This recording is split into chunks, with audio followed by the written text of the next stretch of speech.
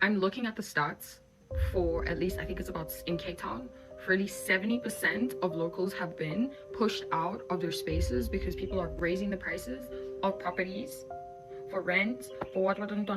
I need you guys to understand that this is a framework that is used consistently across the globe. Extractive Westerners use this. Is happening in Kenya. It's literally, this is beginning stages of what's happening in Gaza, Lebanon. What they do is they create buffer zones, right? And we can see this happen in war and genocides being committed. And then you can also see this in the way that is insidiously pushing the locals out. So who gets the benefits of this land? And again, I'm going to bring it up. You're not seeing the threat of neocolonialism. What you're seeing and what you choose to focus on, which is my lens of this Afrophobic bullshit that we keep coming across. People are taking to the streets against African brothers and sisters, but you're not taking to the streets to the people who are literally the highest threat to your survival right now on our beautiful. Why aren't you taking to the streets? Why aren't you taking to the streets? You are the one that has made this observation. So why haven't you done anything about it? Because the people that you're criticizing and claiming are Afrophobic are addressing problems that are affecting them at their point of contact. These are the problems that are closest to them. And they've taken up their civic duty of sorting out these issues. My question is, what's stopping you, since you've noticed this problem that you're highlighting for us? What are you doing about it? When are you going to take to the streets? There's nothing I dislike more than citizens who criticize other citizens who are taking up their civic responsibilities while they sit and do nothing. March and March, Operation Dudula are addressing the cries of the people in their sphere of contact, the people that live closest to them, who are afflicted by the same things that they are afflicted by. Of course, they have to prioritize that and organize protests about these foreigners that are in the country illegally, running businesses illegally, selling poisonous food to people in those areas, selling drugs to kids in those areas that they live in. Of course, they have to address those. Why would they skip something that is an immediate threat in their own environment to go to a different area that, you know what I mean? But if you're the one that's recognizing all of these problems and the colonial system and colonial structure, do something about it. Every citizen has the civic duty and responsibility to do what they can in the areas that they feel affect them the most. So for you to say, oh, we're waiting for March and Operation Dudula to address the system, you do it. Don't wait for March and Operation Dudula. They're sorting things out in specific communities that they live in. So I don't understand what's stopping you from addressing these issues instead of sitting here and criticizing and saying, oh, because again, Operation Dudula March and they're not your employees. You don't send them out to go do things on your behalf. They are citizens just like you that have registered NGOs, that have gone out of their way to try to address a problem that is affecting them in their communities. Since you're the one noticing these things happening in Cape Town, start your own civic group, your own movement, galvanize people, organize a protest. What's stopping you? There's no special role or designated role for specific South Africans where they are the only ones that are allowed to protest and fight the system. You can too. You're a citizen. Why don't you do it?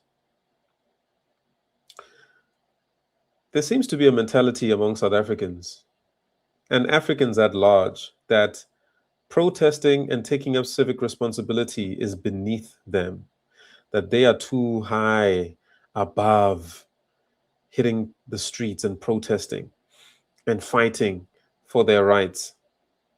It seems like South Africans and a lot of Africans think they are above that. They look at March and Operation Dudula and they look down on what they're doing, or they think that their efforts are misplaced. My question is, why don't you show Operation Dudula and March how to do it? Show us how it's done. We'd love to see your own ideas if you think you can do better than Jacinta, because you're here, you want to educate us on, oh, the neo-colonialism and neoliberalism. And okay, cool. What's your solution? What actions and steps have you taken to address it besides talking about it on the internet? Are you participating in protests, putting your life at risk, like what March and Operation Dudula are and Action SA? You saw what happened at the last protest. Some Nigerians came and stabbed and ran over with a car some members of that protest. It was a peaceful protest until that moment. People are putting their lives at risk fighting for South Africans, fighting for you to come here on the internet and talk about neo-colonialism and the structure and the system. And like, I don't think people are recognizing. No, people recognize. We see it. Trust me. This is not that complicated, what you're saying. We can see the gentrification happening in Cape Town. My question is, you as a citizen of the Republic, what have you done about it? Don't criticize what other people are not doing or what you feel they're not doing enough of, rather. The question is, what have you done to address these issues? Because you seem to be woke to them, right? You're very woke to them. What are you doing about them? When is your march? We're waiting for you to do your march against the structure, the neo-colonialist system that's pushing people out of. We've been saying that about Cape Town for the longest in the Western Cape, selling property, selling land to Westerners, to foreigners. My question is, when are you going to take up your civic responsibility and address this matter? Or are you waiting for March and March to come like your little slaves, like your little errand boys? They must come and do this protest for you on your behalf. No, it doesn't work like that. You take responsibility and you sort this thing out. You galvanize people. You organize marches. You risk your life. You get shot at by the police. Let's see you do it instead of talking on the internet. We need to stop this mentality as South Africans. You know, guys, if you look at why Africa is not progressing, because Africans are cowards. They don't have the guts to stay in their countries, challenge their governments, and fight for their human rights. They only become bold in South Africa because they're emboldened by our government. Our government is actively working against us because they're trying to genocide the natives. It's as simple as that. I'm not going to mince words. Settler colonies always wipe out the native population. In our case, it's happening systematically. We're being excluded from their economy, just like we were during apartheid. Guys, apartheid is a system. Nothing has changed in South Africa. The fact that they let you vote doesn't mean that apartheid system has been dismantled. South Africa was built on the foundation of apartheid's spatial planning. For us to say that South Africa is ours, we need to deconstruct even the very foundation of how this country was built. That's a conversation for another day. But let's do basic things, guys. Let's not just come onto the internet and criticize and say, oh, but why isn't March and March doing this? Who said March and you are the boss? Who said you're the boss of March and March? Go start up your own civic group. You organize marches and let's see how well you do with your wokeness. The reason you're here talking on the internet is because you don't have the guts to do what Jacinta and Zandila are doing. They're women too, mind you. Leaders of a very dangerous operation to fight against illegal immigration, a crisis that has been enforced by the globalists around the world. You see it in Australia, New Zealand, in Europe, in America. The same crisis the whole world is facing. Illegal immigration that is being pushed by foreign NGOs, being pushed by the George Soros of this world, by the globalists, to destabilize countries, to ethnically cleanse native populations. People have been pushing back against this. We've seen marches all over the world against immigration. When are you, as a South African, going to do something about it? Talking, you see, a lot of people just want to sound smart on the internet. It's very disingenuous. That's why I don't have any respect for people that come onto the internet and talk down on March and Operation Dudula and say, oh, this is Afrophobia. What are you talking about? You understand that illegal immigration is a part of a globalist agenda that's happening all over the world. It's not unique to South Africa. Foreigners being brought in the millions to wipe out the native population is happening all over the world. It's an agenda. For you to call us pushing back xenophobic means you're not as woke as you think you are. Because these words have been used to silence people from fighting against this globalist agenda. In Europe, when people push back, they say, oh, you're racist. Why don't you want immigrants? You're racist. It's just a form of gaslighting. In South Africa, because we have predominantly African migrants who have run away, they're not experiencing war. A lot of them are just running away from their countries because they think it is beneath them to hit the streets, protest, march, and sacrifice their lives for their country. They think that's a lowly responsibility for somebody else, not for them. They think they're above doing all that kind of stuff. That's why they look down on us South Africans when we protest and we fight our government and force our government to do its job. They think they're above that, maybe because they think if you have money that you're above the regular citizen. Yet you're afflicted by the same things, hence why you're now forced to run away. We have no respect for people that run from their problems. You must face your government, you must face your problems in your country. Don't come and protest in South Africa to fight them in Mnangagwa. That's cowardly. Go face the bullet, bite the bullet, right? Go bite the bullet. Go deal with the conflicts in your own country, fighting for your own freedom, fighting for your own human rights. Don't come and lecture South Africans here. There's no such thing as xenophobia or Afrophobia. Tell me what is the equivalent of xenophobia in any of the native languages in Africa? None. This is a term that's been given to you by the very colonizer. This Afrophobia, xenophobia, we don't have a word for that in any of our African native languages. So who gave you this word to use and weaponize? You guys just fall into these traps so easily. It's the same as the whole feminist movement in Africa, the Women for Change. A white woman is telling black women what to do. A white man tells a black woman, do this, do that. In fact, they just wait to see any type of. Anyway, the white man will support the black woman in destroying the black man. They will fund it. A white woman will tell you, yes, protest against your men. But then tomorrow, when crisis hits, who must protect the black woman? Black men, exactly.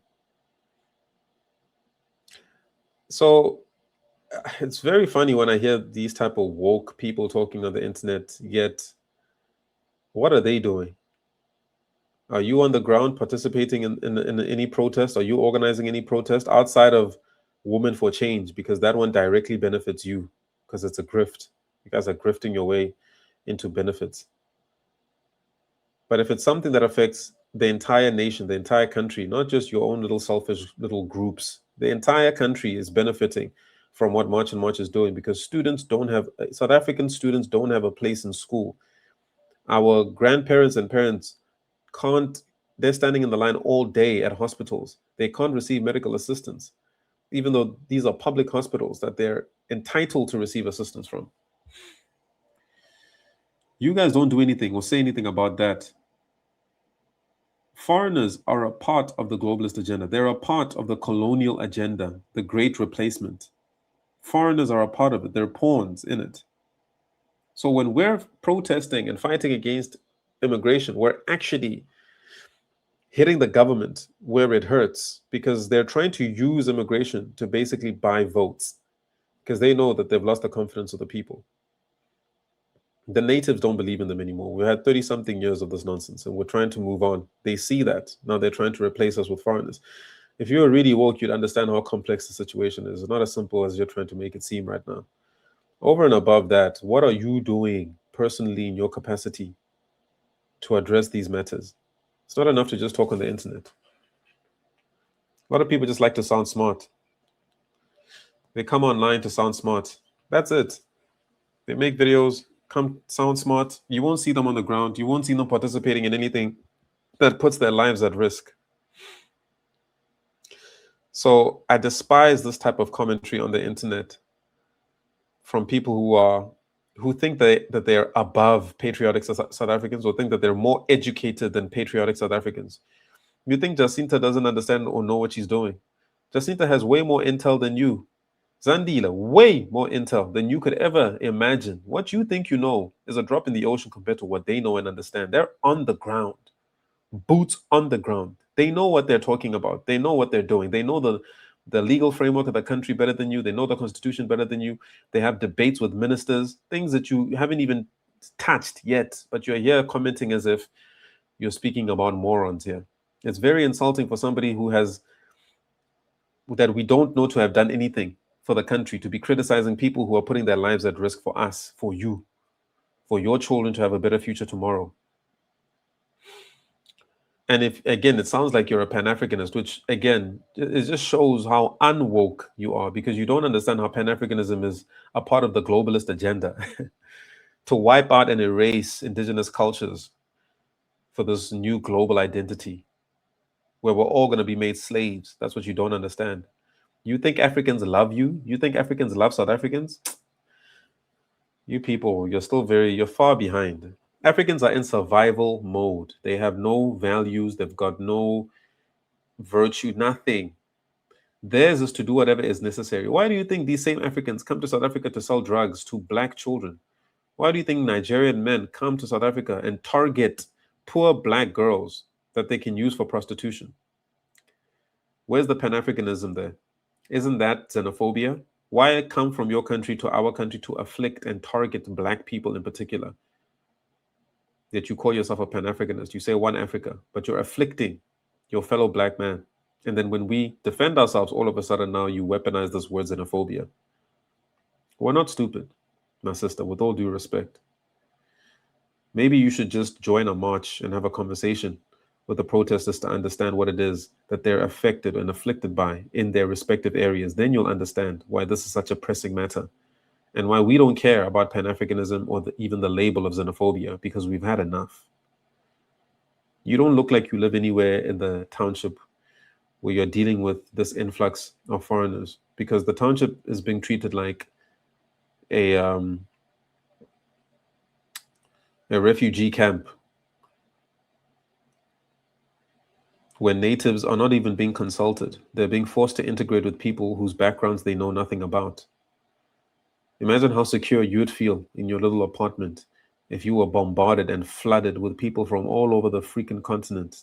People that have come from countries where they have rape festivals, where they have insecurity, where they walk past dead bodies on a daily basis, where they do anything to survive, steal, lie, cheat, kill, rape. Imagine if those were your neighbors. What would you do? And you had no security to protect yourself. I'm pretty sure you'd also join a protest.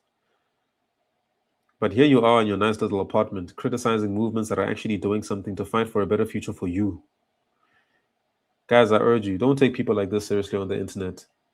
It's actually very insulting to think of all the good work that patriots are doing to be spoken down on like this and to be called Afrophobic by a South African. You ought to be ashamed of yourself. South African land. A land, may I remind you, that we need to commune with, that we need to convene with, that we need to respect, revere, and honor. And I'm really, really tired of like this whole thing of like, yeah, but they're a threat too. Babe, again, it's not about criminality. It's about you not being able to see the criminality in the structure of the system. Since you're the only one who sees it, what are you doing about it, babes? What are you doing about it? We're waiting for you to be the leader of this movement, this woke movement of yours, to show us how to do it. Show us how it's done. We're waiting.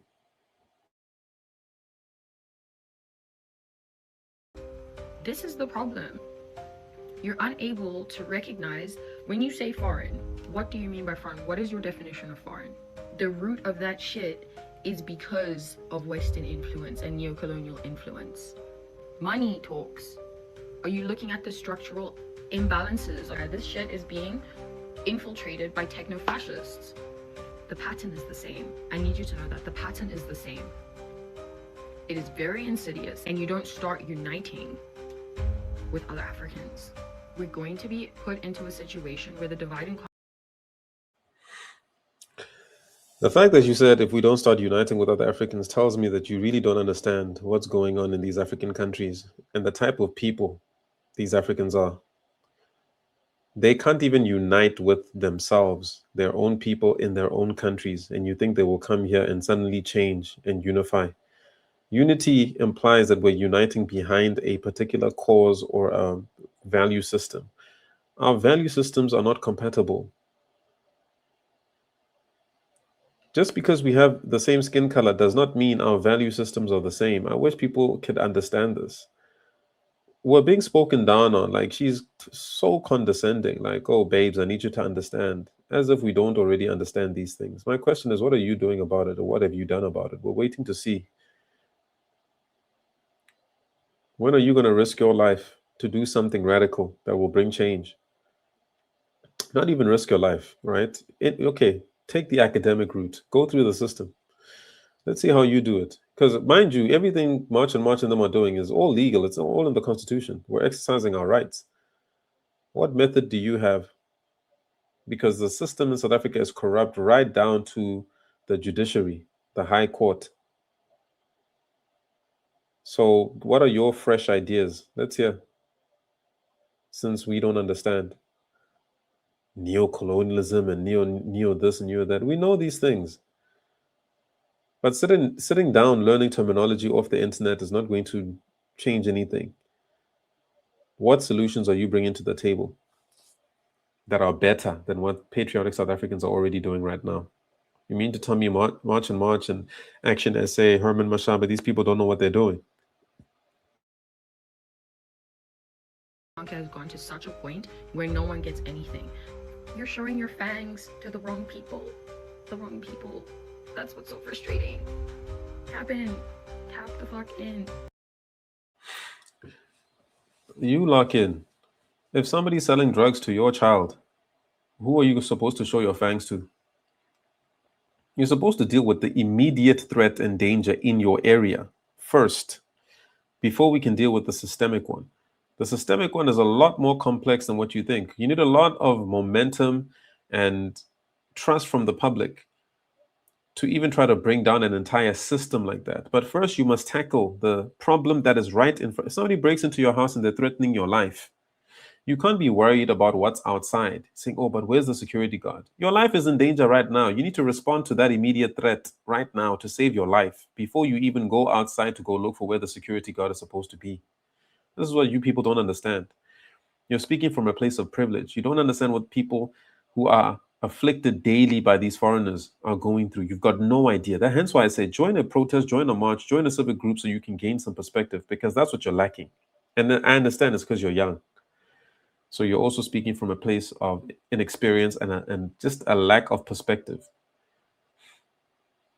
What people are going through in South Africa, the marginalized Black communities, you will never understand until you go there yourself to see what life is like for them and how foreigners are afflicting and terrorizing their lives on a daily basis. You will never understand it. If you're just watching legacy media, watching the news to try to gain perspective, you'll never get it.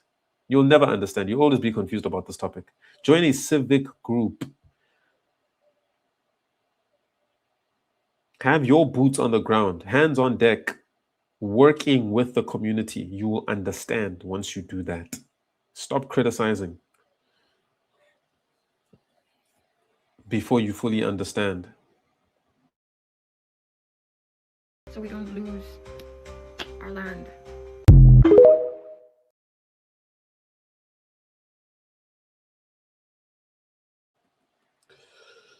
Guys, the land issue in South Africa is also it's not like people are not aware that redress hasn't been carried out in South Africa. The promise of 1994 was that the land would be given back to the natives. That was never fulfilled. Instead, you were told to beg for jobs. Remind you, before the settlers arrived, there was no such a thing as a job. We worked the land and we lived off of it. Nobody needed to be employed, nobody needed a job. We were doing just fine. And then a colonial system was introduced that made everybody slaves. That made everybody slaves. Hence why today we talk about needing a job. We don't need a job. We need and we want what is rightfully ours, that belongs to the natives, that was stolen or whatever you can say through conquest. We want it back. But Before we can even get to that issue, there are so many other obstacles and problems that the government has deliberately put in front of us. Hence why I keep telling you guys that apartheid is not over. It never ended. It was simply rebranded. They changed the face and made it so that now you were being oppressed and experiencing apartheid through black faces. Black leaders were doing it to you now. Even worse. Well, not worse. Apartheid was far worse. But they gave you a false sense of hope. They scammed you. They lied to you, made you believe that this was a real liberation. But look all over Africa, all the so called countries that have received liberation, but they can't develop, it's not by accident. It's not like we're not aware of this. We know the works of Frantz Fanon. We're aware, guys, of neo-colonialism, neoliberalism. We understand these things. Steps have to be taken to get to a point where you can actually take down this systematic oppression, because that's what apartheid is. Apartheid has not been dismantled. We are still living in it. The only difference now is that they give you, well, before they used to give you a job so that you could survive and feel like you had a little bit of dignity. But until we have our land back, we're forever going to be slaves in South Africa. Remember, South Africa was built to be an outpost for Europeans, for the West, not for the natives to actually dominate and enjoy the benefits of their own country. We are eternally supposed to be subjects. The only way out of that slavery is one thing that I won't say now. But if you know, you know. For now, we are still fighting this thing in phases and stages. The first is that they've flooded our country with military-aged illegal foreigners who are ready for war. We will have civil war in South Africa. That is exactly what the government is doing from the instructions of their globalist masters. Because that's really who the landlords who are running the country. We know who those people are. And your government, whether black, white, colored, Indian, does not matter. The political system in itself is designed to make sure the status quo never changes. The rules and the laws are there, they will never be enforced. Even we as citizens understand these laws better than the people whose job it is to enforce them. So it's not that we're ignorant, we know what we're doing. You are not more educated than us on these topics. The question is, what steps are you taking to address these matters? Talking on the internet, posting tweets is not going to get the job done. I'm sorry. There's a plethora of evidence to show you what's happening in the Western Cape. Cape Town is being sold off to foreigners. Everything is being privatized, including public buildings, public facilities that belong to the public. The DA is selling these things, giving them away. Fences are being built like it's Gaza here. The land is being partitioned. The mayor was talking about building a wall to separate the poor from the rich. This is apartheid spatial planning. Guys, you must understand the ANC, EFF, the DA, their bosses are the globalist elites. That's who's calling the shots. That's who's running the country. We tried to build a nuclear plant last week. Sorry, we tried to build a nuclear plant. And then last week, what happened? The NGOs, international NGOs came and they stopped the whole operation. NGOs have full control of our high court, of our judiciary, and they call the shots. They're not contesting elections. They're not registering a political party. They're not doing protests. They're not doing it the way you're supposed to do it. They're coming in from outside, wielding more power and influence than the citizens themselves as an NGO, a foreign NGO, controlling our high courts. Guys, that is colonialism. We understand it and we see it. When you see us doing what we're doing within the law, it's because we have to do what is within the law because we're already being framed as vigilantes. Do you understand? The game is rigged from the beginning. And as we fight the way we're fighting and we conscientize more people, we're gaining momentum, we're waking more people up. And as we do, whilst we still have the numbers, this is a crucial moment where everybody needs to take action, not just talk about it. Look what's happened in the Eastern Cape since March and March came. They're having protests almost every single day. You can't stop them at this point. Every province will soon join. We'll make this country ungovernable until the government does their job and enforces the laws that are already there to protect the citizens, but that are not being enforced. We're not stupid. We know what we're doing. So the situation in Cape Town is a particularly disturbing one. And it's going to require us as patriots to come together to go help our brothers and sisters in the Western Cape fight against what is going on there, because foreigners are being flooded in deliberately to displace and disenfranchise the natives in that region. And they're going to do that with more and more provinces until we stop what's happening. The unemployment in South Africa is created. They're trying to cripple the natives while employing foreigners because foreigners are happy with apartheid conditions of living. They're not native to the South African land, so they're happy to be given the peanuts and the crumbs from the master's table, whereas we know that it's our land, so we will not accept slave wages. We're coming for the full and big piece of the pie, not even the piece. We want the whole pie because it's already ours. When foreigners come in, they're more than happy to lap up whatever crumbs fall from the master's table because for them, that's better than what their leaders are giving them in their own countries. In other words, foreigners are coming into the country and taking us back to the era of apartheid, or a worse era of apartheid because we're still in it. So when we tell foreigners, go back home and go fight your governments and hold them accountable, we're trying to stop the perpetuation of the apartheid system. And then foreigners, oh, you guys are jealous. Because again, just go look at the IQ results of these countries, these African countries. You'll understand what we're dealing with here. These are not high IQ people. That's why they can't govern themselves.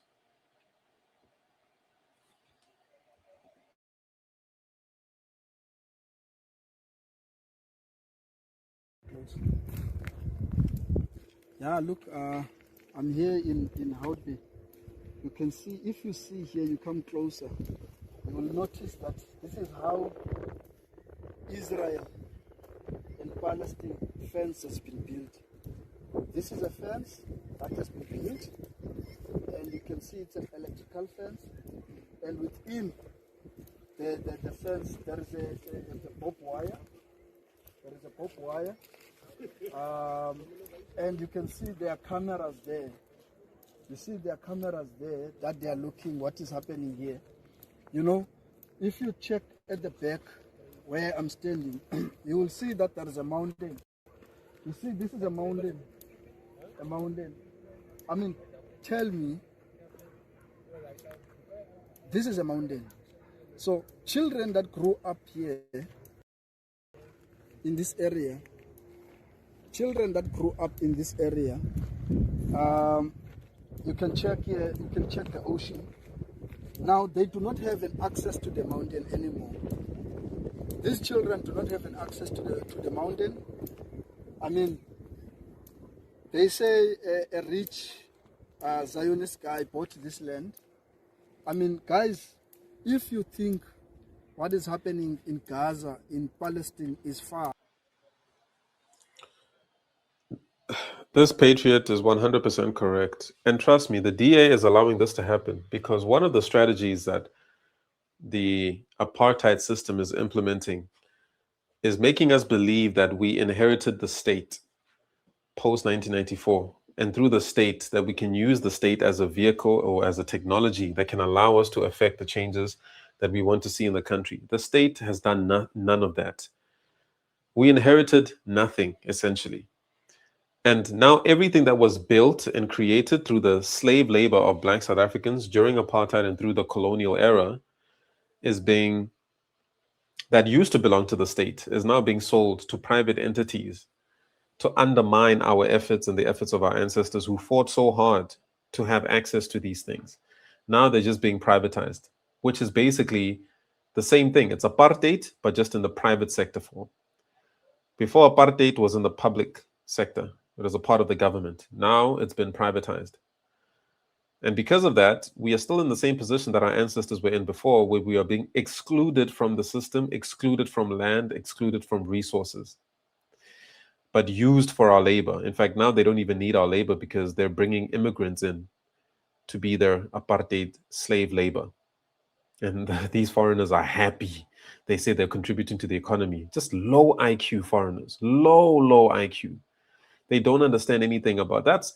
You see, the reason they ran from their countries is because they were not able to comprehend what the actual root cause of their problems were in their countries. So they don't know how to challenge and fight their governments and take on their governments to take control of the state because the state is meant to work for the citizens. You know, when I hear Nigerians saying things like, oh, you South Africans are spoiled, your government spoils you, or when stupid and silly Zimbabweans say South African government spoils its citizens. No, we fight to make sure that the government does its job. We make the government enforce the law, something that these cowards are too scared to do in their own countries, hence why they run away. But they have the nerve to come and criticize South Africans when we are in our country fighting for a better tomorrow. We are still in the throes of apartheid. We're still fighting this system. We haven't dismantled it yet. And we're being distracted and disturbed by these foreigners that are coming in as economic migrants, claiming that there's genocide and war in their countries when there's not.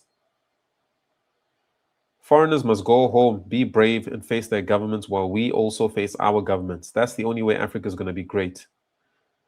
We'll talk about unity when each person has taken on the accountability of and responsibility of fighting and dealing with their own governments. Then we can talk about unity after that. But you running away from your government to come and burden us here in South Africa, that's not Pan-Africanism, that's cowardice.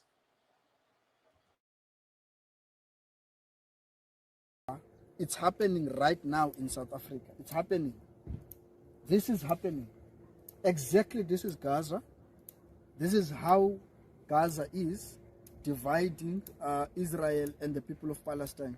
It's happening now in South Africa under the DA government, under the DA watch, under the ANC government. It's happening in the Western Cape.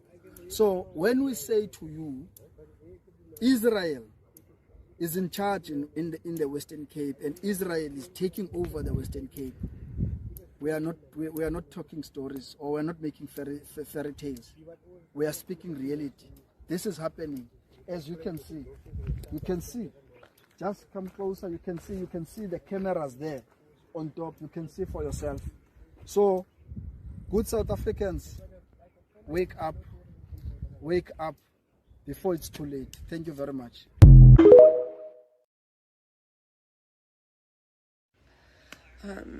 I've got a full on because I've been crying, but this is the second time in a year that my lease hasn't been renewed because my landlords want to turn the place into Airbnb so they can get more money, and in 24 hours I'm going to be homeless and I don't know what to do. I've applied for 5 different places, but I haven't been accepted for any of them because all of them are like 10k a month, which means you need to have a salary of 30,000 rand a month, which I don't have.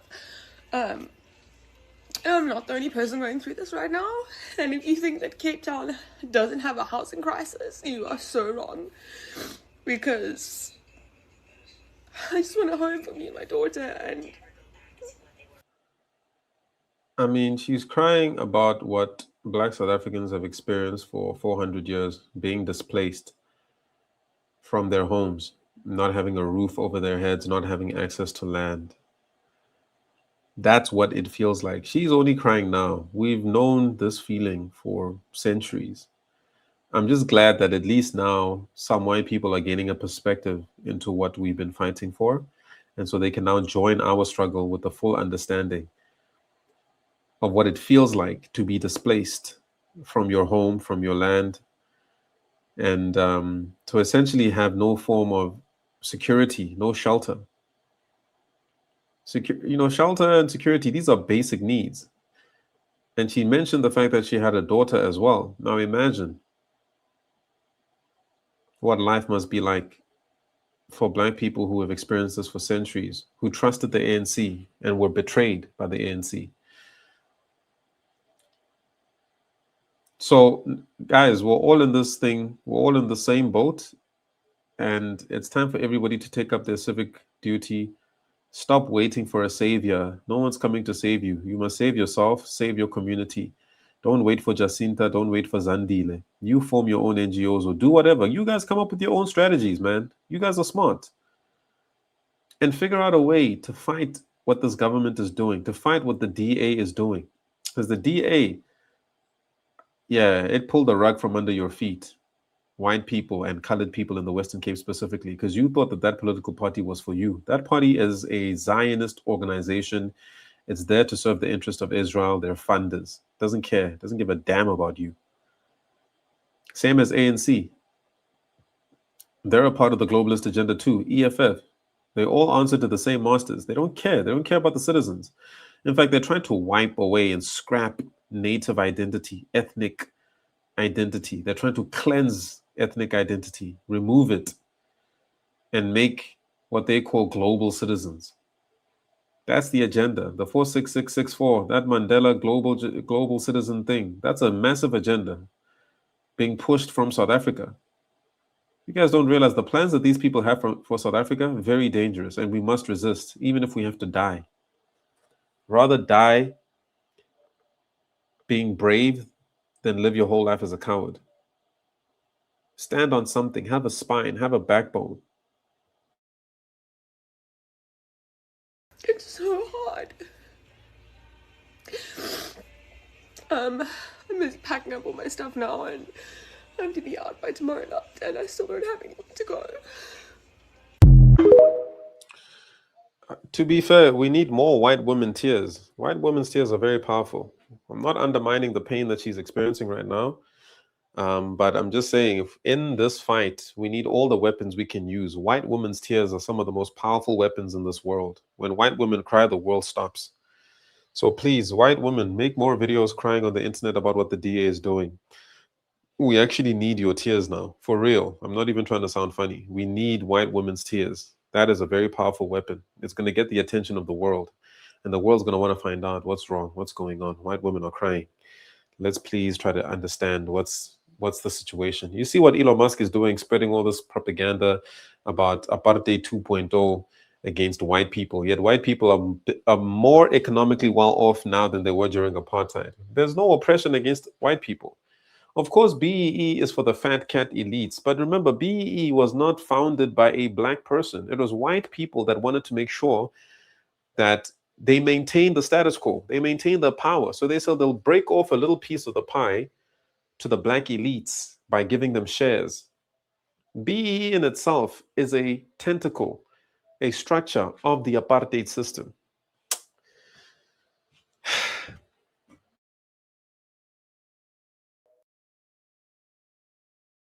Guys, what the flip? It's because there's so many foreigners here. We just want to eat something. We literally got dressed up, all cute. Look how cute we look. Okay, like This place is telling us that they fully booked. Every single frippin' table in there is. Yeah, see, we don't need this tongue-in-cheek commentary. We need white women tears. You guys must make videos crying to get the world's attention, because when black people cry, nobody listens, nobody cares. It's like we're supposed to suffer. So please, we don't want these tongue-in-cheek guys. Oh my God, there's so many accents. We don't want to hear that. We want tears. Cry. That's what's going to make the world stop and listen. White woman, you know what to do. The ball is in your court. Empty. and then we just called that freaking new place by Tasha's, and then they said, yeah, they have one booking open at 9. 9 p.m. Then I was like, okay, We'll call you back. we'll call you back. 1 not minute. not even 1 minute. I called them back. I'm like, okay, you know what? We'll take that booking at 9 p.m. They're like, oh, we're fully booked. Fully booked. This is our country. What is going on? We literally just want to eat. We have money to spend. Yeah, like, don't you want our money? Seriously. Alrighty, thank you so much. See you now. Bye.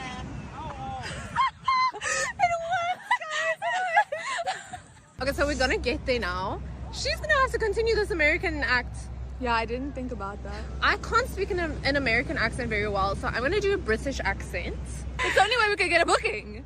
Yeah, literally. To pretend to be a foreigner. My Goodness. Alrighty. Goodness gracious. Why I be? Why Goodness Molly, that was really intense. That was so intense. My gosh. What if I get confused and I start speaking in different accents? Different languages? Oh my gosh. Please don't do that. 3.2 million rand for 24 square meters. 3.2 million rand so you can lie in your bed and touch your... Guys, 3.2 million for that is extortion. This is thievery. It's daylight robbery. What the DA is doing I don't know whether this is, I'm sure we should have laws that protect the natives from having everything in the country sold off privately. I wouldn't be surprised if there are no laws to protect us because, again, South Africa is a settler colony. And the whole idea is to wipe out the natives. They're doing it systematically in South Africa. So 3.2 million is nonsense. That's an absolute laugh. But people are paying that because they're coming with pounds, they're coming with dollars, and they're spending this kind of money. Shameful stuff. The DA, I'm telling you, they don't have hearts, these people. They're heartless. Fridge. Digital know you mad, bro, if you think that this is normal. And I really think it's important that we do not normalize this, because this is wild, guys. I've had panic attacks bigger than this apartment, and those are free. So what do we, where, how? I can't normalize this. I just can't. And I know that this is an ongoing conversation, and this is not a new thought. This is not a hot take. But I think it's very important that we continue to shout out to when we see these things, because this is wild. Anyways, I'm calm. Thank you for coming to my Tay Talk. Please follow for more. Okay. Thank you. Bye now. This South African town is on its way to becoming entirely owned by foreigners. This is Scarborough, a small seaside village near Cape Town. And in the past year, more than half of their homes on sale were sold to people not from South Africa. In fact, according to latest data, Scarborough saw the highest proportion of foreign buyers in the whole of South Africa last year. And this has driven up property prices in the area like mad. For example, in 2016, the average house here was 2.3 million rand, and in 2025, it shot up to 7.85 million rand. But this isn't only happening in Scarborough, with many other areas in Cape Town in a similar boat. And if this trend continues, Scarborough could one day become the first South African town ever to be mainly owned by foreigners. And maybe even other areas will follow as well. Let me know what you think about this situation. That is colonization. They've just found a clever way to do the exact same thing through private ownership of land and property. It's the same thing. That is colonization or neo-colonialism. It's the same thing.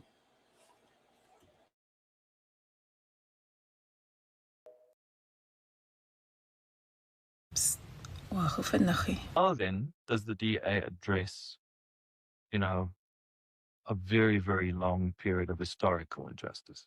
How does that? You will never address that without economic growth. That is the first requirement. If you've got a declining economy and people who have capital and skills leaving the country or all moving to the Western Cape, you're not going to have a rate space. What she basically says in this video is that you can't fix apartheid's housing crisis without economic growth. But Cape Town already has one of the fastest growing property markets in the country. And still, over 350 families are still waiting for homes. And growth hasn't fixed that. If anything, it's actually pushed the prices higher and made inequality worse. What she also goes on to say is that she blames supply and demand. The property people will tell you that people are, Well, that's moving because back people can't because they afford simply property. can't afford property in can't. Cape Town. And why Because you can't they have- afford property? Because there's so much demand. If they could, well, why do you think it is? It's supply and demand. But foreigners have bought up properties at such extreme prices that this has affected the entire housing market in the Western Cape. A lot of foreigners are bought on the Atlantic seaboard. That is true. That is true. But you know how much some of them pay us every month to live in their own houses? They pay 40,000 rand in rates alone. But the thing is, the city decides how the land.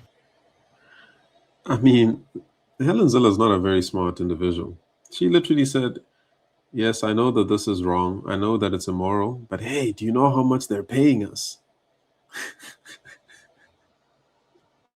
is used. They decide where the land is being released, and like Woodstock, Salt River, and the foreshore for affordable housing. They decide that, and they just haven't. I want you to go check out Brett Heron's videos. He's a former MACO, which is a mayoral committee member of the city of Cape Town. He used to do transport and urban development, and he has gone around land in Cape Town that was promised for affordable housing years ago. Let's start with what they're calling Founders Garden.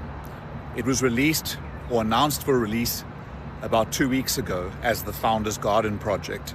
It was previously part of the Central City Regeneration Program that was announced in 2010.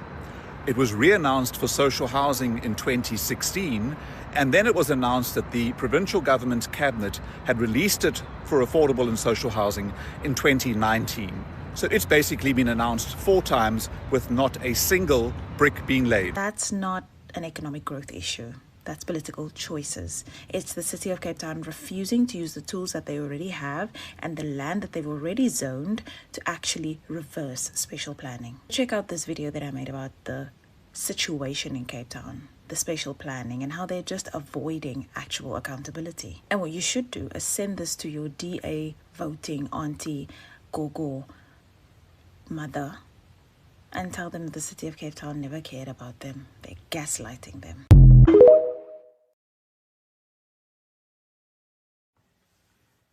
Apparently, the Good Hope Centre was sold today by way of public auction by the Democratic Alliance governed City of Cape Town for a meagre 135 million rand. The Good Hope Centre is an iconic historic building that is a community facility located in the heart of the city centre. The DA is busy selling off the family silver, but the silver doesn't belong to them. It belongs to the people of Cape Town, and they have no business selling it for as long as there is a need by the people of Cape Town for housing, parks, community halls, sports facilities, clinics, schools. Public land is meant for public good, and it is absolutely disgusting that the City of Cape Town, despite protests, despite the South African Human Rights Commission urging them to postpone these sales, went ahead and sold apparently 53 properties, including the Good Hope Centre, when there is a dire need for land and properties to be used for other purposes in Cape Town. Jordan Hill-Lewis, the Mayor of Cape Town, must decide whether he is a property trader or a public servant. If he wants to be a public trader, then he must trade with his own personal properties and not the properties that belong to the people of Cape Town.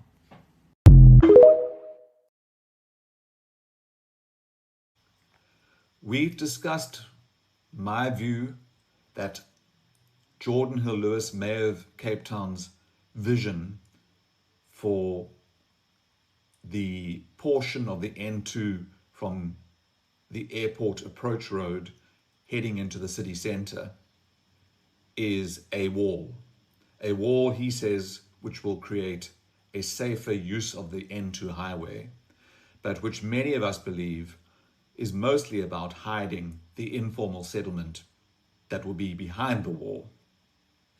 In an earlier TikTok, I've discussed why I think the wall will not improve safety and could make the road more dangerous. But following the council meeting in the city of Cape Town last week, when he announced that 110 million rand would be allocated to build this wall, this image appeared all weekend on social media, illustrating what many are calling the apartheid wall. The wall that will segregate black South Africans living in shacks from the rest of us. The apartheid wall. And so I took this image and I, using AI, got AI to adjust it or alter it to an alternative use for 110 million rand that could still provide a hard edge along the highway, if you think a hard edge makes the highway safer, but will also address the deplorable conditions in this informal settlement. Using 110 million rand differently, with a different mayor, with a different vision for how our city should be developed, I asked AI to alter this image and gave it my instructions. And this is what I would like to show you now as an alternative to spending 110 million rand on a concrete wall. For 110 million rand, and for those who want a hard edge along the N2 and believe that it will make the N2 safer, which I don't believe, but let's accept that that's the desired outcome, we could build what is called perimeter blocks used in cities like Barcelona, where the apartments are 4 or 5 story walk-ups, and the internal courtyards are green spaces for children to play and for recreational space. So instead of a wall along the highway, a concrete wall, the hard edge could be created using the back of buildings, and the 110 million rand could build housing instead of leaving people living in shacks behind a wall. I will show you what a perimeter block could look like. Here's a perimeter block, 4 or 5 story walk-ups with a green space in the inside, and the built component, the apartment blocks, creating this internal courtyard. And I did a bit of research, and even on social media, developers have been saying that the cost of building in Cape Town is about 12,000 rand per square meter. So let's assume that the building cost is 12,000 rand per square meter to build housing. And let's assume that we have a mayor that is more visionary, more attuned to social justice, and less concerned about the impact, the visual impact of shacks, and more concerned about the fact that people are living in shacks, and that he has 110 million rand to change that.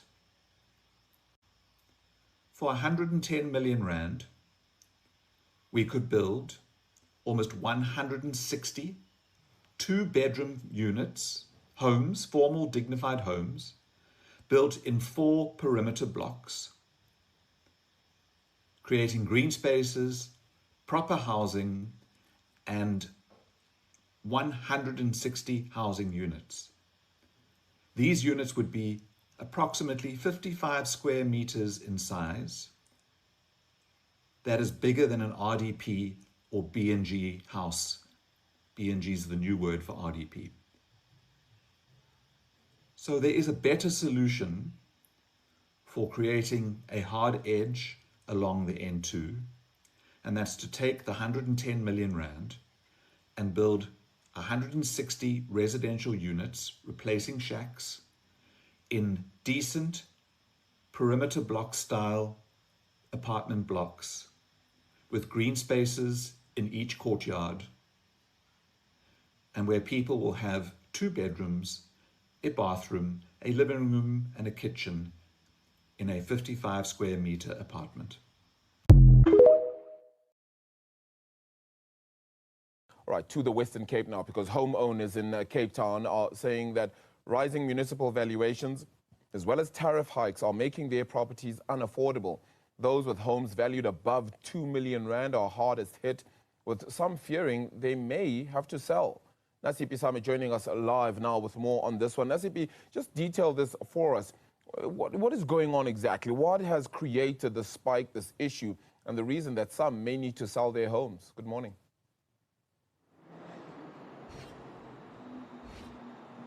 Well, Arabile, the problem from what I'm gathering from homeowners is twofold.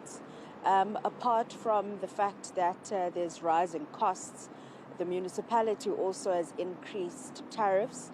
But with that being said, it's also to match the growing number of residents in the city of Cape Town, and to provide for those various communities, some of them that have mushroomed.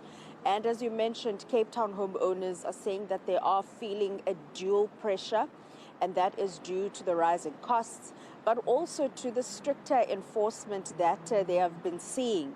And this is because the City of Cape Town has introduced stricter and tougher debt collecting measures for residents who are falling behind on their municipal bills. This also brings the possibility of service cut-offs and even blacklisting for non-payment. These measures also form part of efforts to recover the billions of rands owed to the City of Cape Town, but also raising concerns, as you mentioned there, among homeowners already struggling to put bread on the table and to make ends meet, and also to pay their municipal bills.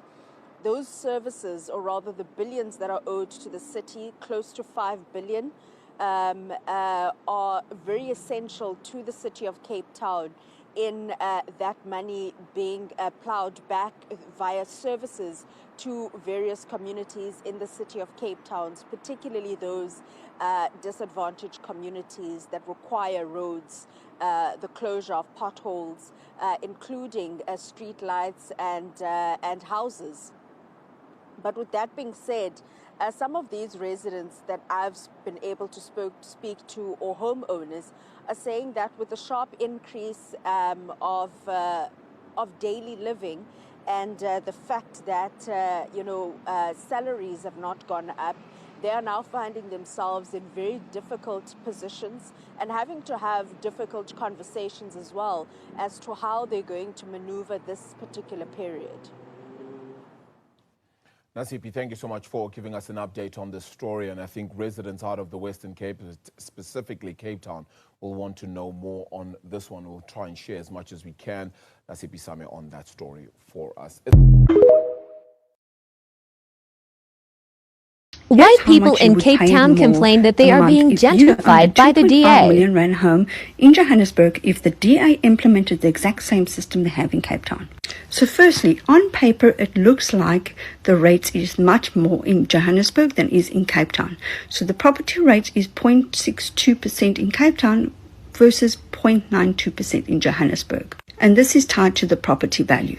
So on a 2.5 million rand home per month, you are currently paying 1,662 rand in Johannesburg compared to 1,133 rand in Cape Town. But here's the part that the people don't tell you about. Cape Town has implemented a fixed fee system when it comes to cleaning fees, water fees, sanitation fees, and electricity fees. Let me break it down.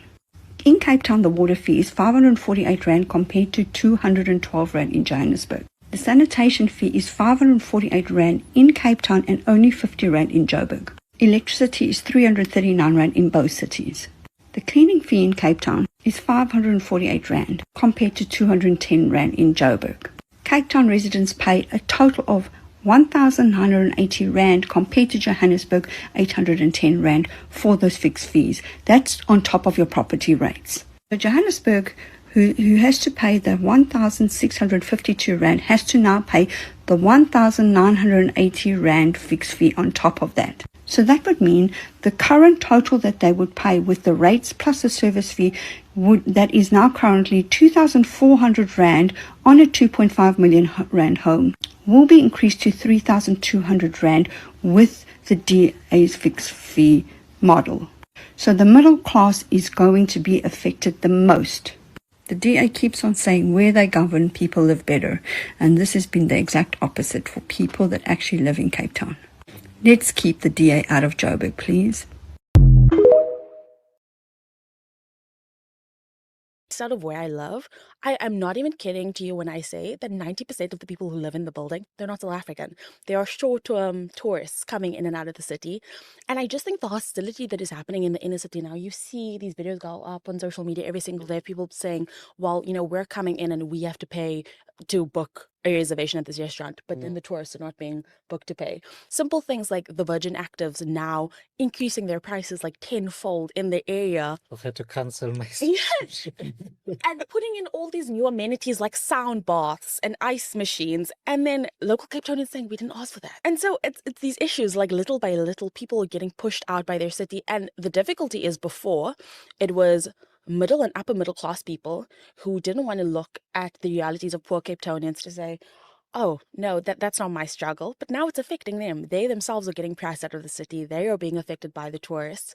And you are going to live in a Cape Town that you don't recognize anymore. Tourist money coming in, contrasted with 2% going to informal settlement.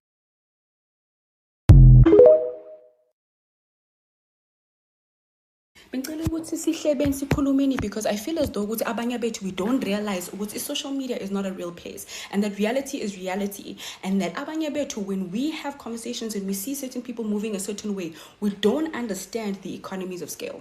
Once again, I am brought on here because I guess for me this is a very passionate topic. Currently in Saviour, Germany, for those who don't know, especially for others who just like into ekhulumayo ngiyazi into engikhulumayo, right? Ngiyabazi abantu abakhulumayo bathatha izinto zabo baqoqe baze eSouth Africa. Okay. Asiqale la. Firstly, again, this is coming from that whole connotation yokuthi ivakashi masezifika ku-South Africa bathanda ukuthini, izinto zi-cheap na. When umuntu athi into i-cheap, akakhulumi nawe nami, ukhuluma nabantu bakhe. Kusho ukuthi uyabamema abantu bakhe to say ukuthi ngoba wena uyasokola la ukhona, zama ukuthola umsebenzi or remote, zama ukuthola umsebenzi that is still, for example, a European company or an American company or an Australian company that's going to pay them nge-currency yabo, and then impilo, lifestyle babadala in ZAR. How does that affect you and me? Aqaliseke by looking at Cape Town. Rent in places like Parklands, right? Which would have been Zatini, guys, like Enterprise Point, Johannesburg, right? A place where you could be paying maybe 7,000 Rand on rent. But Tata Boma 12,000 Rands. Wena lo oholayo u20,000, masithi, let's say take home masithi 20,000 average, ne? 20,000. Lo muntu loyo omdefendayo omnika the land, omnika ini, because then all of a sudden uthi sawubona igama lami ngugu ubusy lapha, and again not able to separate social media ne real life. Lo muntu loyo makahola uhola ngani? Uhola ngama-dollar akhe. Mabamthatha i-rent, bamthatha 12,000 rand i-rent. Ubadala how much? $600. Hamba when uyogugula ukuthi $600 itholela ini in New York, in your Atlantas, in all your prime spots. And I'm going to use the prime spot because for our country, Cape Town is a what? A prime spot. Danko. So what ends up happening is that while loyo muntu loyo uhola ngama-dollar, mara lifestyle yakhe is in ZAR. Eyakho lifestyle is in what? Is in ZAR. So u-12,000, u-12,000. Uyamkhona when u-12,000 Cape Town uhola 20,000. So what ends up happening? Ufukota your lifestyle to be able to live in that city. And mind you, before anybody comes and says, then you must just reduce your water. For what? See, you were supposed to benefit as a South African, right? Okay, sure. Let's say you fukota your lifestyle. Ne? That means when I find out you share or rentisa, you share no muntu. And blah, blah, blah, blah, blah. Or badala 6,000 masit. So from your 20,000, so badala 6,000. But do you understand what has now happened is that your lifestyle, sehlile, ngoba khona umuntu wena lo wena so uthi Canada, you can live whenever you want. Lo muntu loyo ungenile, and guess what? Abantu abagreedy who own these properties and stuff like that, bazobona ukuthi every day mina nawe asi-afford uzothatha loya ngoba loya uyayikhona because emails zakhe zingena ngani ngama-dollar nama-euro. Bana, my people. 1 in 3 homes in Cape Town's prime areas is now owned by foreigners. Let that sink in. While South Africans, especially black South Africans, are struggling to afford homes. The rich elite buy up our property and our land like it's the playground for the rich. They drive up prices, turning Cape Town into a city for the global elite, while locals get pushed further out. Gentrification isn't just a buzzword. It's a polite way of saying you cannot afford to live here anymore. Ladies and gentlemen, our people are forced into overcrowded townships while luxury apartments stand empty half of the year. Where's the humanity in that? This is not investment. This is modern economic colonialization. The South African people fought hard for this land, and now we are losing it to foreign money. If we don't wake up, Cape Town won't be a city for South Africans. It'll just be a labor force where we are forced to clean the homes we'll never own. Where's the justice in that?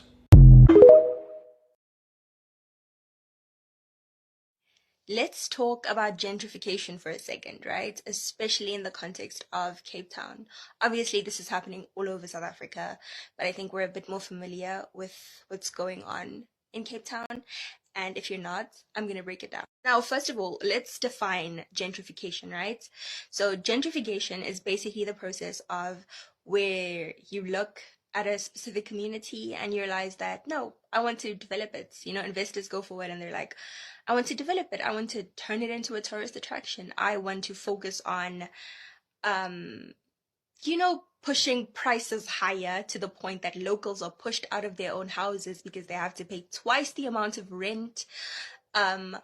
All the local corner stores, all the affordable places that they would go to get food has been replaced by modern boutiques, by cafes, by, all these things that are just attract tourists. And I mean, this is insane to the point that renters are literally being evicted. People are being forced out of the homes they're staying in, the communities, the neighborhoods that they're staying in.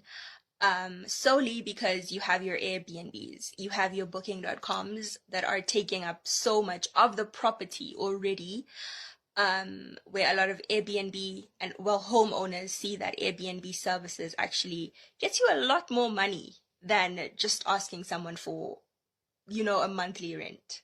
Now, gentrification is something that is so core within capitalism, within this entire idea of the free trade market.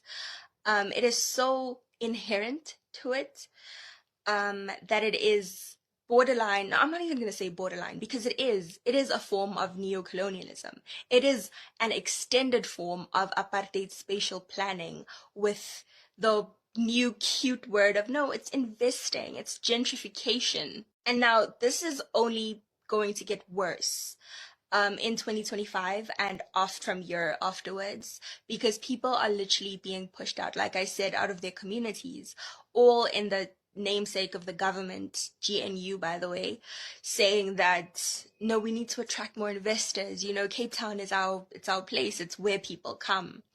Not realizing that this is where Black and colored people also have to stay. They are being chased out of their communities where investments and profit is literally being prioritized over the people. Now, if you think that this doesn't influence you or impact you in any way whatsoever, I need for you to know one of the biggest driving factors or driving forces behind huge inflation rates is gentrification. Because what you're essentially doing is you're doubling or tripling everything to fit the standards of the wealthier bracket, because that's essentially what you're trying to do.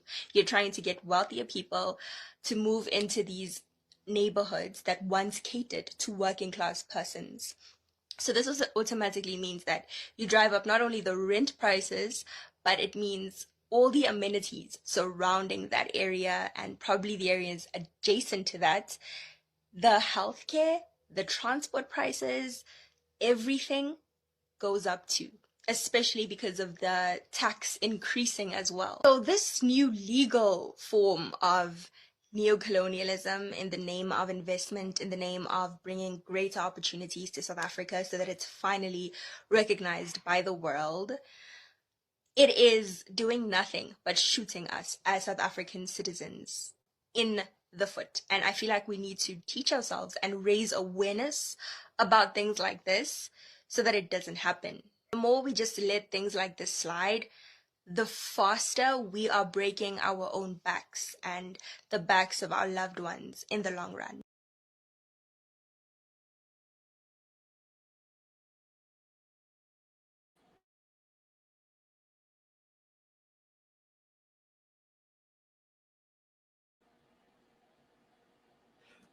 I really like how she phrased it, because what we are experiencing is a legalized form of colonialism.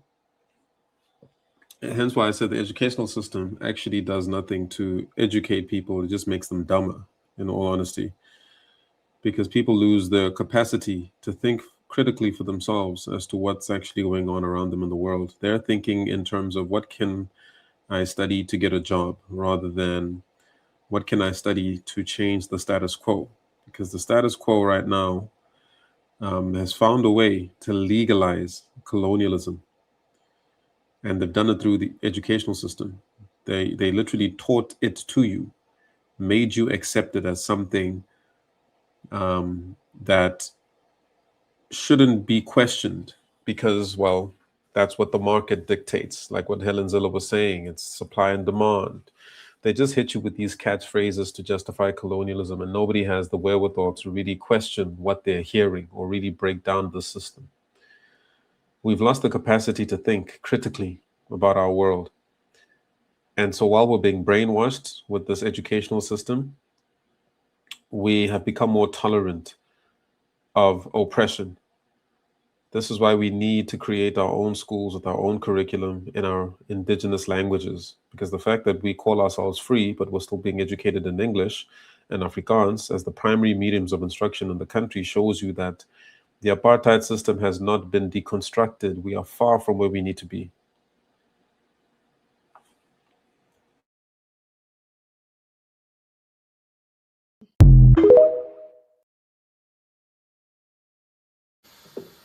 Baby, you got to go to hell, okay?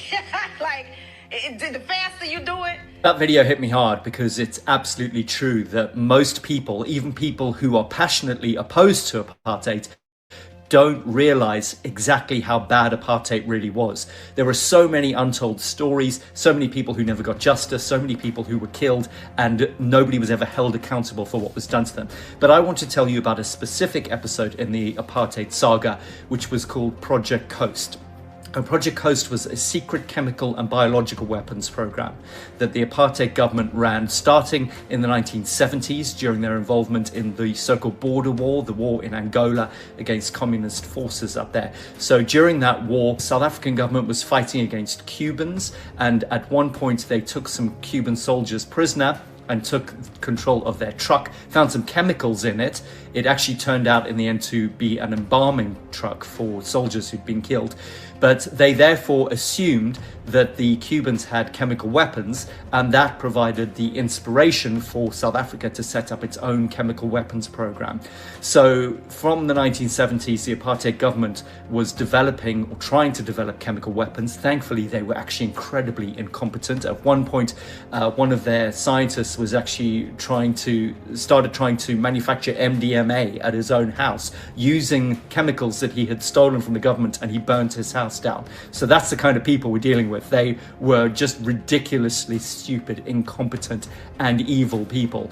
At another point, they had a base at a village called Warfield in southern England, where they were planning to assassinate ANC and anti-apartheid activists in London. And at that house in Warfield, one of their operatives was trying to develop a pen which could shoot poison ball bearings, and he actually tasted some of it on his lip and feared that he'd poison himself. He had to go and drink a mixture of chlorine and milk to try to flush it out of his system. But Project Coast wasn't just about chemical weapons. At one point, the apartheid government was also trying to develop a biological weapon which would stop black people from having children. And the reason that is so important is if you want to understand AIDS denialism in the early 21st century, you need to know about Project Coast. So you may remember around the turn of this century, the South African president Thabo Mbeki was known internationally for his AIDS denialism, for saying that AIDS was a conspiracy and that it wasn't a real illness, and there were all kinds of superstitions about how to treat AIDS and whether it was even a real phenomenon. Now, what you have to understand if you're going to understand that AIDS denialism properly is that the AIDS virus, the HIV virus, was exactly the kind of thing that the apartheid government had tried to develop. They wanted a virus like that would disproportionately kill black South Africans so that they could fully take control of the country. The only reason that the South African government didn't perpetrate a genocide like we've seen in Gaza is because they were just really fucking incompetent. That's literally it. The intention was there, the desire was there, the Nazi ideology was there. They just didn't have the intelligence to actually make it work. Now, the UN wrote a report about Project Coast. I really recommend reading it. It is a chilling account of exactly how deep that Nazi ideology went in South Africa. And if you want to understand modern South Africa and you want to understand apartheid in its fullness, you cannot do that without knowing about Project Coast and that secret weapons program.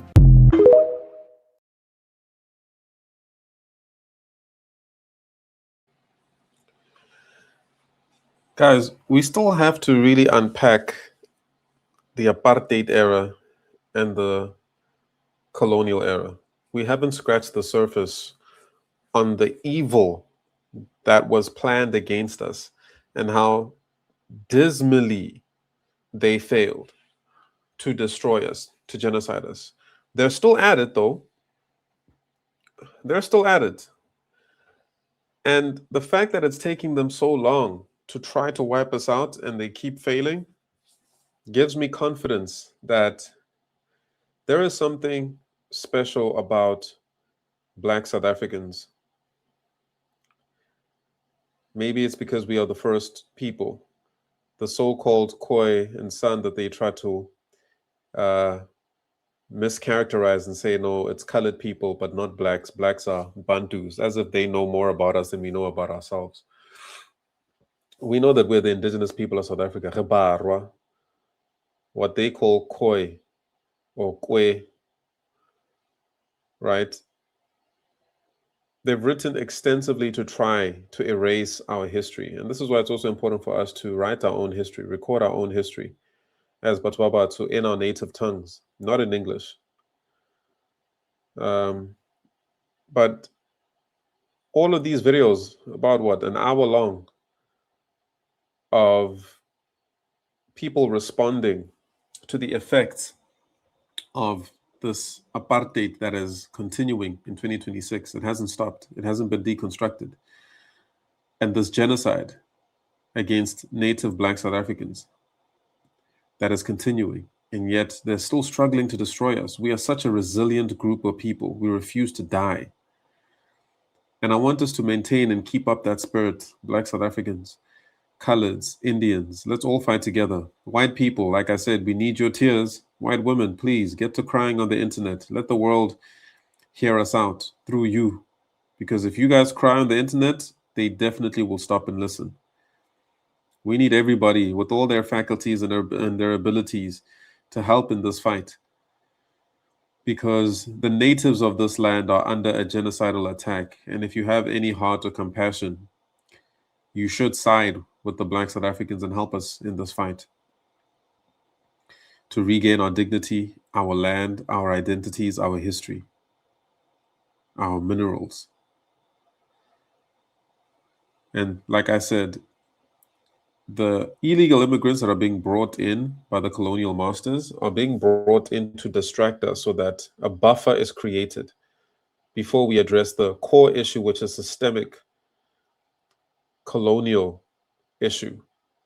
Legalized colonization is taking place right now in the Western Cape and in South Africa, where property and land is being sold off to foreigners to undermine the efforts of our ancestors who fought for us to get those things back, not just to have the ability to vote, votes that are rigged by the IEC anyways.